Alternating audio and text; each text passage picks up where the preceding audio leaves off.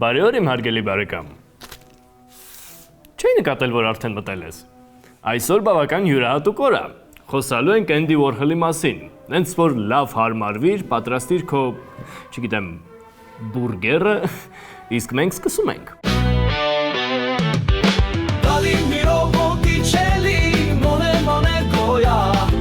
Chagall, Picasso, Velázquez, բոլորը գալիս են ռակատա Լոտրեկ, Տինտորետո, Ռաֆայել, Վեգաս, Սեզան, Էնսոր, Սարգան Բոլորը գալիս են ռակատա Բոլորը գալիս են ռակատա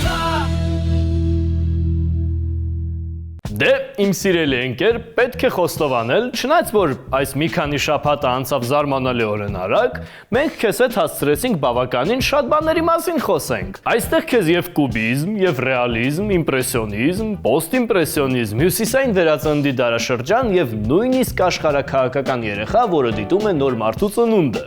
Բայց միևնույն ժամանակ արժի նշել, որ չնայած այս բոլոր շրջանները իրարից բավականին տարբերվում են, բայց դու դեռ կարաս քեզ թույլ տաս դրանք ինչ-որ ձև համեմատել իրար հետ։ Օրինակ դու շատ հեշտ կարաս Լոտրեկին համեմատես Կարավաջոյի հետ եւ ժամերով քննարկել, թե ով ինչ է ավելի լավ արել։ Բայց այսօր մենք քննարկելու ենք մի նոր բան։ Ավելի մեր ժամանակներին մոտ, ավելի կոնկրետ pop art։ Արի պարզենք, թե ինչ է դա, ինչով են այն ուտում եւ վերջը որտեղից այն առաջացել։ Ինչպես դա սովորաբար լինում է, երբ արվեստի մեջ ստեղծվում է ինչ-որ նոր ուղղություն, դրա հետևում անպայման կանգնած է լինում մաքսիմալ տարօրինակ մարդ շատ տխուր մանկությունով։ Եվ այս դեպքը բացառություն չի։ Այդ մարդու անունը Էնդի Ուորհոլ է եւ նա Փիթսբուրգից է։ Նրա ծնողները իմիգրանտներ էին մի տարածաշրջանից, որը հիմա մեզ հայտնի է որպես Սլովակիա։ Այնտեղ ապրելու պայմանները մի փոքր ավելի լավն էին, քան միջնադարում։ Ռեկորդային ցածր աշխատավարձներ, սննդի պակաս եւ ապագայի բացակայություն։ Ուստի Ուորհոլի ծնողները որոշեցին, որ սա կյանք չի, որ ապրում ենք եւ որոշեցին տեղափոխվել ԱՄՆ, ամեն ինչ նորից սկսելու համար։ Հենց մեծ դեպրեսիայի սկզբին, մարդկության պատմության ամենածանր տնտեսական ճգնաժամերից մեկի ժամանակ։ Բայց չնայած դրան, նրանց ընտանիքը զարմանալիորեն այդքան էլ վատ չէր ապրում, որքան կարելի էր ենթադրել։ Էնդիի ծնողները նույնիսկ կարողացան պահել եւ մեծացնել 3 երեխաների։ Էնդին կրտսերն էր եւ նրա մանկությունը իր տոնով եւ մթնոլորտով խիստ տարբերվում էր նրա կյանքի մնացած մասից։ Դու միայն պատկերացրու, ապրել մի քաղաքում, որի 2/3-ը գործարաններ են, որոնք արձակում են այդպիսի խիտ ծուխ, որ ծածկում է արևը, շուրջդ քայլում են կյանքից հոգնած քյարթու բանվորներ, իսկ քո միակ զվարճանքը նրանց երեխաների հետ ֆուտբոլ խաղալն է, օգտագործելով պահածոյի տուփ գնդակի փոխարեն։ Կարծես թե ինչ կարող է ավելի վատ լինել։ Ճիշտ է, դպրոցը, հին բարի դպրոցը, այնտեղ Էնդին ամեն օր ծաղրում էին, ինչի համար բացատրեմ, նա ուներ շատ հազվագյուտ հիվանդություն, որը կոչվում էր Սուրբ Վիտուսի պար։ Այդ հիվանդությունը դրսևորվում էր մարմնի հանկարծակի եւ անվերահսկելի շարժումներով, ինչի պատճառով նա ստիպված էր ամիսներով անկողնում պարկել։ Եվ ինչպես նշում էր հենց ինքը Էնդին, դրանք նրա մանկության միակ պահերն էին, երբ նա իսկապես երջանիկ էր։ Նա ուներ լիքը ազատ ժամանակ եւ ամբողջությամբ տրված էր ինքն իրեն, խորասուզվելով նկարչության մեջ, իսկ նրա մայրը, որպեսզի նա շատ չձանձրանա, նրան բերում էր կինոաստղների պատկերներով տարբեր ամսագրեր, որոնցից փոքրիկ Էնդին կոլաժներ էր սարքում։ Ըստ ընդհանուր կարծիքի, հենց այստեղից է սկսել ձևավորվել նրա ապագա ոճը, բայց ժամանակի ընթացքում ամեն ինչ վաղ թե ուշ ավարտվում է, եւ մեծանալու ընթացքում նրա հիվանդությունը սկսեց աստիճանաբար նահանջել։ Կարելի է նույնիսկ ասել, որ Էնդին ամբողջությամբ բուժվեց, բայց կա մեկ բայց։ Հոգեբանական հետևանքներ։ Ոչ միայն հիվանդությունից, այլև ընդհանրապես ողջ մանկությունից։ Էնդին դարձավ շատ անվստահ եւ ամաչկոտ, այնքան, որ նույն Էդվարդ Հոպերը, որի մասին մենք արդեն խոսացել ենք, դե այն մեկը, որը իր կյանքի կեսը անց էր կացնում տանը, այս տղայի հետ համեմատ իսկական ռեյվեր էր։ Բայց եթե Հոպերը չէր ձգտում դառնալ աստղ, ապա Ուորհոլը ընդհակառակը հենց դրան էլ ձգտում էր, մնալով խորը ինտրովերտ։ Թվում է, թե անհնարին բան է, բայց իմ սիրելի ընկեր, դու չես հավատա,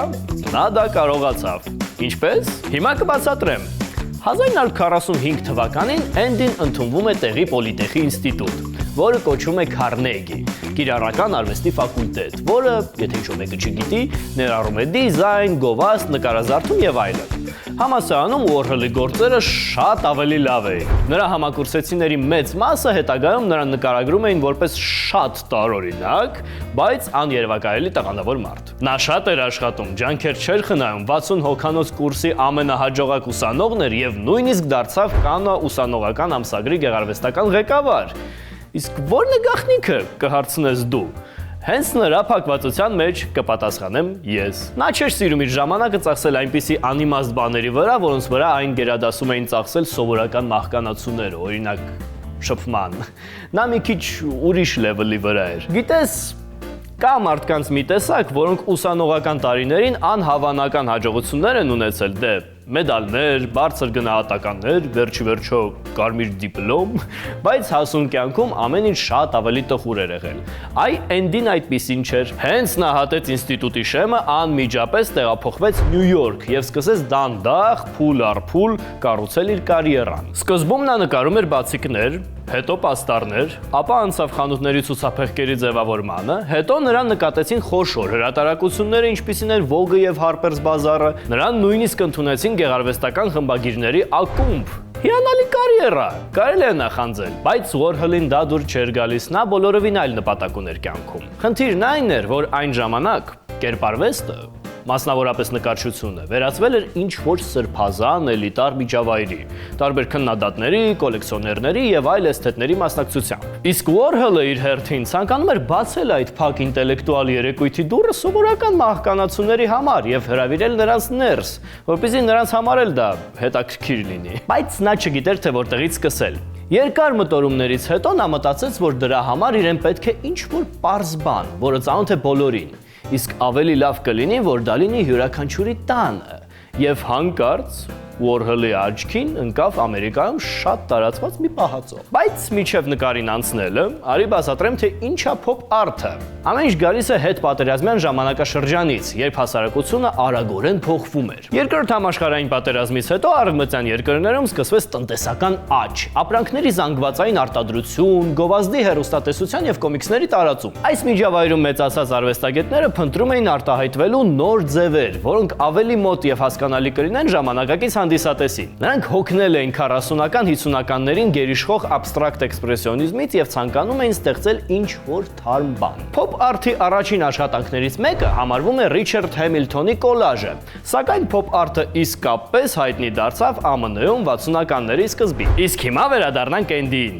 Նա վերցնում է Ամերիկայում հայտնի Քեմբելսի ապուրները եւ նկարում է բոլոր 32 համերը։ Դու ինձ տեղ կարաս ասես, ի՞նչն է նկարում, ես ոնց որ տպած լինի։ Իսկ ես կասեմ համ հա համ չէ։ Բանն այն է, որ Warhol-ը օգտագործել է պատկերի պրոյեկցիա կտավի վրա, հետո ձեռքով գծագրել եւ ներկել 32 անգամ։ Ու հենց դրա միջոցով էլ ստեղծել է մեքենայական աշխատանքի էֆեկտ։ Եթե ուշադիր նայես, կտեսնես, որ ամեն մի նկար ունիկալ է։ Հիմնական տարբերությունը ստվերների եւ տառերի միջև է։ Պահածոները ներկայացված են դիմացից, առանց խորության կամ ինչ-որ այլ հատուկ հնարքների։ Սուպերմարկետի դարակներ հիշեցնող դասավորությամբ։ Գույները վառ են եւ հարթ, կարմիր, սպիտակ, ոսկե գույն, լրիվ ոնց որ գովազդային պաստառ լինի։ Մյուս կողմից, այս պահածոները ոչ միայն զուտ սնունդ են, այլև սպառողականության խորհրդանիշ։ Երբ դու կարող ես քո միատեսակ եւ ձանձրալի կյանքում ընտրել ոչ 1, ոչ 2, ոչ 10, այլ 32 տարբեր համից։ Բայց երբ 62 թվականին բացվեց Warhol-ի ցուցահանդեսը, փոփ մշակույթը նոր էր ծնվում։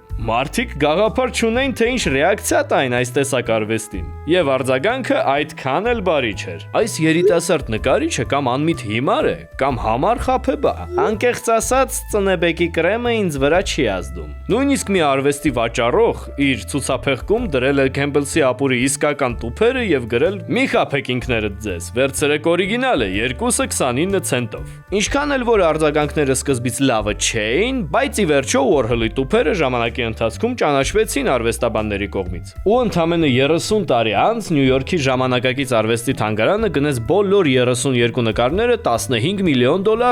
Եթե ինչ, 1962-ին Warhol-ը դրանք վաճառել էր ընդամենը $1000։ Իսկ ահա, այս յուրահատուկ պահին, միջև մենք կանցնենք նրա մեկ այլ գործի, որի մասին մի փոքր ավելի շատ կխոսենք, առաջարկում եմ մի քիչ թարմանալ եւ ավելի մոտիկից ծանոթանալ այդ հիասքանչ մարդու հետ։ Քանի որ դե գիտես, մանկությունը եւ ուսանողական տարիները իհարկե շատ բան կարող են պատմել մարդու մասին, բայց դրանք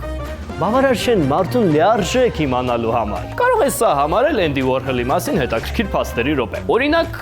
դու գիտեր, որ Էնդիի կյանքում զանգեր գոյություն չունեին։ Նա ատում էր 10 վայրկյանից ավել հեռախոսով խոսելը։ Փոխարենը նա սիրում էր կարճ նամակներով հաղորդակցել։ Ապագայում նա նույնիսկ հաճույք էր ստանում նրանից, որ իրեն շրջապատում էին բազմաթիվ հեռախոսներ, որոնց զանգերին նա հատուկ չէր պատասխանում։ Նաև նա մշտապես իր հետ տանում էր շարժական ձայնագրիչ, որին կարճ եւ ջերմորեն անվանում էր իմ ընկեր։ Եվ ձայնագրում էր մարդկանց հետ առօրյա խոսակցությունները, կարծես ինչ որ լուրջ քրոնիկա վարեր, բայց իրականում դրանք պարզապես սովորական զրույցներ են։ Էնդին նաև շատ էր ուշադրություն դարձնում իր արտաքինին, այնքան որ հենց հնարավորություն ունեցավ ու փող հայտնվեց, նա վիրահատեց իր քիթը։ Իսկ երբ նկատեց, որ մազերը սկսեցին թափվել, նա անմիջապես գնաց եւ առավ կեղծամներ։ Երբեմն նա նույնիսկ օրվա ընթացքում մի քանի անգամ փոխում էր դրանք։ Նաև նա շատ էր վախենում մանրեներից, ատում էր ձեռք սեղմումները, միշտ կրում էր մուգ ակնոցներ, հատկապես փակ տարածքներում եւ սիրում էր հավաքել տարօրինակ իրեր։ Օրինակ մարդկային եղունգներ, մեռածմիջատներ եւ դեղերի տարաներ։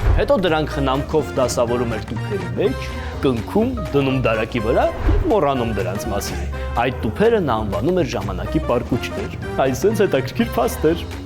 Անցնենք նկարին։ Դե Ուորհոլը արդեն երկու հայտնի գործ ուներ, որոնք փոփ-արտի խորհրդանիշ էին դարձել, բայց հենց Մերլինի դիպտիխ նկարը Ուորհոլին դարձրեց փոփ-արտի աստղ։ Այս նկարը նա ստեղծել է 62-ին, Մերլին Մոնրոյի մահից ընդամենը 4 ամիս անց։ Այս գործը բաղկացած է երկու մասից, որտեղ Մերլինի դեմքը կրկնվում է 50 անգամ։ Ձախ մասում Մերլինի դեմքը ներկված է վառ, գրեթե ագրեսիվ գույներով՝ մանուշակագույն, կապույտ, նարնջագույն, սպիտակ։ Գույների ընտրությունը պատահական չի։ Դրանք նման են 50-ականների Հոլիվուդի գովազդային վահանակներին կամ կոմիքսների էջերին, որտեղ ամեն ինչ գոռում է «նայիր ինձ»։ Ուորհոլը դրանք օգտագործում է, որ Մերլինի դեմքը ընկալվի որպես ապրանք։ Նույնքան գրավիչ, որքան գովազդային պաստառը խանութի դիմաց։ Բայց այստեղ կա մի բայց։ Այդ գույները մի փոքր անհավասար են, երբեմն մշուշոտ, ոնց որ կեսից ներկպրծել է։ Սա Ուորհոլը միտումնավոր է արել։ Դրանով նա ցույց է տալիս, որ նույնիսկ ամենավառ աստղը կարող է կորցնել իր փայլը։ Աջ կողմում նույն դեմքն է,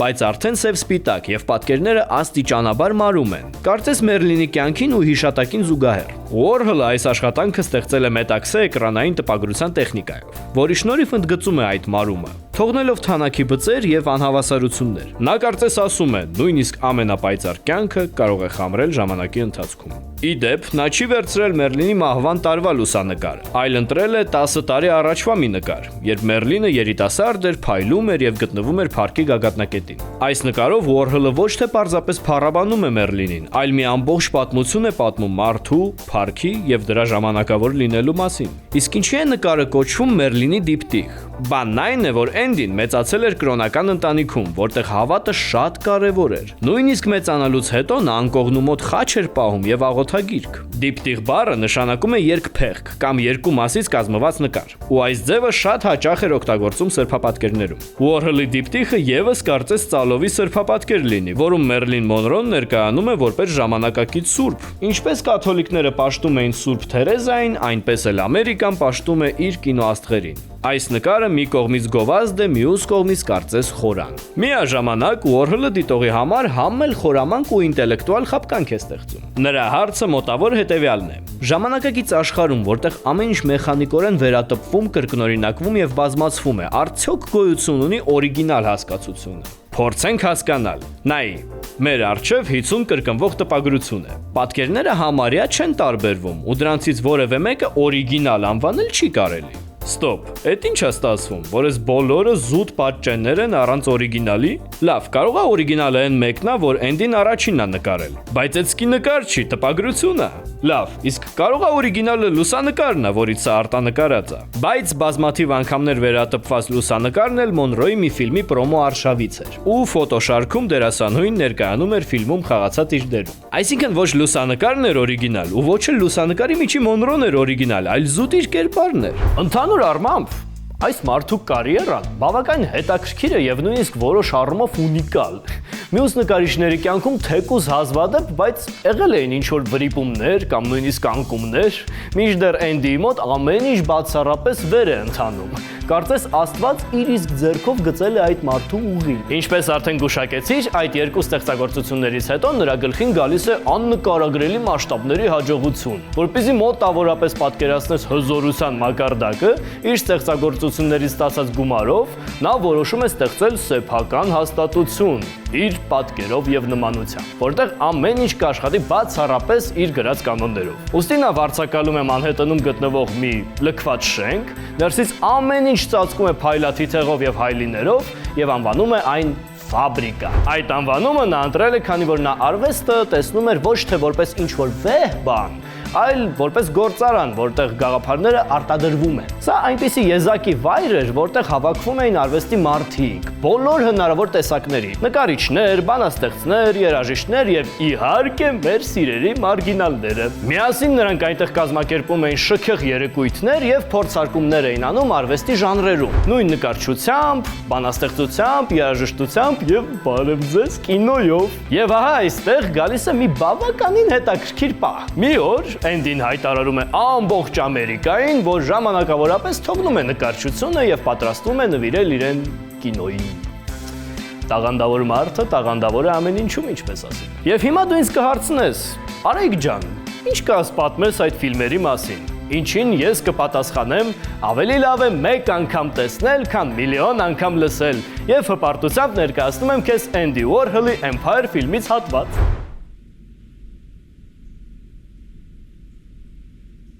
Ինչպես տեսնում ես, վերնագիրը քեզ չի խաբել։ Սա իրոք Empire State-ն է։ Խորհուրդ եմ տալիս, եթե կյանքում 8 ժամ ազատ ժամանակ գտնվի, անպայման նայիր։ Սփոյլ չեմ անի։ Բացի այդ ֆիլմից, նրա ֆիլմերի հավաքածուում կա նաև Sleep ֆիլմը, որի վերնագիրը քեզ նույնպես չի խաբում։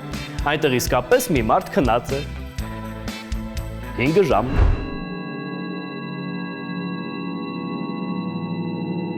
Գիտես, կյանքի փորձը ցույց է տալիս, որ ով էլ որ լինես ու ինչ հաջողությունների էլ որ հասնես, կյանքում միշտ կգտնվի ավելի մեծ ձուկ, եւ տարօրինակ մարդկանց դեպքում էլ լրիվ նույնն է։ Նույնիսկ այն պահին, երբ քեզ թվում է, թե հանդիպել ես այս կյանքում բոլոր ամենատարօրինակ մարդկանց, միշտ գտնվում է մի հատ այդպիսի ունիկում, որը հանկարծակի հայտնվում է եւ ասում «Բոնջորնո»։ Ուորհոլին հաջողվել է նման անմոռանալի փորձառություն ունենալ, բայց ամենավատ իմաստով։ Ուրեմն լինում է չի լինում, մի կին է լինում։ Անունը Վալերի Սոլանես։ Նա դրամատուրգ էր եւ պատվավոր հեղինակ էր այդպիսի լեգենդար գործերի, ինչպիսին են «Մտցրու քո հետ» եւ «Տղամարդկանց լիակատար ոչնչացման հասարակության մանիֆեստ»։ Շատ հետաքրքիր մի կերպար մի խոսքով։ Այսպիսով, առաջին գործի սցենարը այն մեկը, որը նա ուղարկել էր Էնդի Ուորհոլին, այն հույսով, որ նա կեկրանավորի այն։ Բայց Ուորհոլը անհայտ պատճառներով որոշել էր դա չանել եւ մեծ հարգանքով հեղինակի հանդեպ դրել էր սցենարը դարակում, իսկ հետո ընդհանրապես կորցրել էր այն։ Այդ ժամանակից սկսած 1 տարվա ընթացքում Սոլանեսը համառորեն փորձում էր զանգահարել Ուորհոլին, բայց քանի որ ինչպես մենք հիշում ենք Էնդիի կյանքում զանգեր գոյություն չունեին, նրա մոտ դա չէր ստացվում։ Եվ այստեղ կա երկու վարկած այն մասին, թե ինչ է պատահել իրականում։ Կամ ինչ-որ մեկը նրան ասել էր, որ Էնդին նետել էր իր պիեսը Աղբարգը, կամ նրան սկսել էր թվալ, որ Էնդին գողացել էր իր գաղափարը։ Միջև վերջ հայտնի չի, թե իրականում ոնց է եղել, բայց փաստը մնում է փաստ, որ 1968 թվականի հունիսի 3-ի առավոտյան Սոլանեսը եկել էր Էնդիի գրասենյակ, հանել էր ատրճանակը եւ կրակել էր նրա վրա 3 անգամ։ Չնայած այն բանի, որ կյանքի համար կարևոր օրգանների մեծ մասը վնասվել էր եւ որ Էնդին նույնիսկ կլինիկական մահ էր ապրել, նա ողջ մնաց, իսկ Սոլանեսը դատապարտվեց հոգեբուժարանում հարկադիր բուժման եւ 3 տարվա ազատազրկման։ Կարող էր ավելի շատ ստանալ, պարզապես Էնդին հրաժարվել էր դատի տակ։ Այս միջադեպից հետո Էնդիի կյանքը, ինչպես սպասելի էր, արմատապես փոխվեց։ Սա վերաբերվում էր նրա կյանքի գրեթե բոլոր ասպեկտներին, աշխատանքից մինչև անձնական կյանք։ Օրինակ, նա դարձավ շատ անհանգիստ, նույնիսկ ավելի անհանգիստ, քան նախկինում։ Ֆաբրիկան այժմ այլևս բաց չէր բոլորի համար, այնտեղ սահմանվել էր խիստ հսկողություն եւ պահակախումբ։ Բացի այդ, նա նաև զգալիորեն կրճատեց իր շփման շրջանակը եւ տարօրինակ կասկածելի մարգինալ օրիգինալների հետ շփվելու փոխարեն սկսեց շփվել ավելի հաջողակ եւ պահանջված անձնավորությունների հետ, ինչպիսին են օրինակ Միք Ջագերը, Դեվիդ Բոուին, Լու Ռիդը, եւ սկսեց նրանց համար թանկարժեք պատվերներ կատարել։ Իսկ մնացած առումներով կարելի է ասել, որ այդ պահից նրա կյանքը դարձավ լավ իմաստով ձանձրալի։ Նա շարունակում էր շփվել հարուստ եւ հայտնի անձնավորությունների հետ, օրինակ համագործակցում էր Բասկիայի եւ Հարինգի հետ, հաճախում էր փակ երեկույթների եւ ապրում էր իր հաճույքի համար։ Ընդհանուր առմամբ ես կասեի, որ նրա կյանքի ոճը դարձավ ավելի գլամուրային եւ կոմերցիոն, իսկ նրա հեղինակությունը ամրապնդվեց։ Այժմ նա ոչ ավել ոչ պակաս փոփ-արտի խորհրդանիշ էր եւ մշակութային ֆենոմեն։ Նա միայն մեկ խնդիր ուներ։ Վիրահատությունից հետո նա սկսեց շատ վախենալ բժիշկներից եւ ցանկացած հարմար առիթով հետաձգում էր իր այցերը։ Սա էլ իր հերթին դարձավ նրա մահվան անուղղակի պատճառը 1987 թվականի փետրվարի 22-ին։ Դե ինչ, այսպիսին էր Էնդի Ուորհոլը։ Ինչ կարելի է ասել, դե նա մի մարդ էր, որը ապացուցեց, որ արվեստը միայն կտավը եւ ներկերը չէին։ Նա իր գործերով ոնց որ ասի, ամեն մեկը կարող է ստեղծագործել։ Դրանով նա մեզ սովորացրեց, որ գլուխգործոց ստեղծելու համար անպայման չի փնտրել ինչ-որ վեհ բան։ Երբեմն բավական է պարզապես բացել սառնարանը եւ ուտելիքի բազմազանության մեջ տեսել ինչ-որ հետաքրքիր բան։ Եվ ինչպես ասել էր ինքը Ուորհոլը, ապագայում բոլորը կունենան իրենց հայտնիության 15 րոպեն, իսկ ես ունեցա 22-ը։ Այնպես որ սիրիր արվեստը, հիշիր, որ ոչ բոլորը կարող են դառնալ մեծ նկարիչ, սակայն մեծ նկարիչը կարող է ծնվել ցանկացած վայրում։ Այսօր այսքանը, դու նայում ես Ռակատան, քեզ հետ է Արայիկը, կհանդիպենք, երբ կհանդիպենք։